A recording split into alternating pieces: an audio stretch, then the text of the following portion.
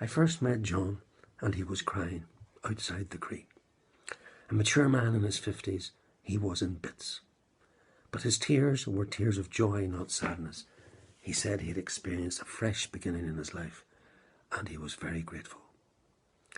A friend of his belonged to a local group drawn from the churches in his town, and this friend had coaxed and cajoled him to come along for a weekend together. There I am, he says, brought up in a very strong nationalist tradition, a very devout Catholic. I'm sitting in the midst of a room full of Catholics and Protestants and feeling very uneasy. Initially, we were quite wary in the meeting, he said. I felt deep emotions stirring inside me, and yet soon, very soon, people were sharing their different views and experiences. I was overwhelmed at what came out and how we listened to one another. And when we agreed to conclude with the grace together, I began to cry into myself and afterwards went outside to get some fresh air. Some 7 years later actually, we met again and talked about what had happened earlier. It was also the first time in my life I'd ever prayed with Protestants, and after that weekend, for the last 7 years we've stayed together and have still met and organised events for adults and young people in the town. Living in the midst of very secure traditions, it is possible to be held within a particular way of living that secures us.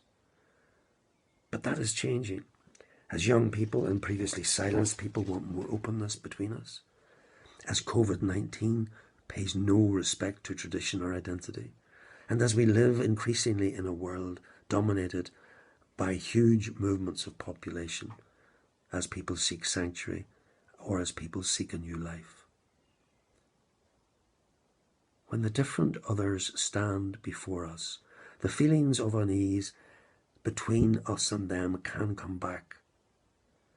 And yet many of us can find new ways to be with different others that doesn't bring those old feelings, but brings us into relationships of trust and openness and change between us. Many of us have others we don't want to be with, relatives we prefer to forget, bitter friends we wish to ignore, people on the other side, and even new residents. It is time to promote peace in difference together and end our indifference and unwarranted enmity to different others.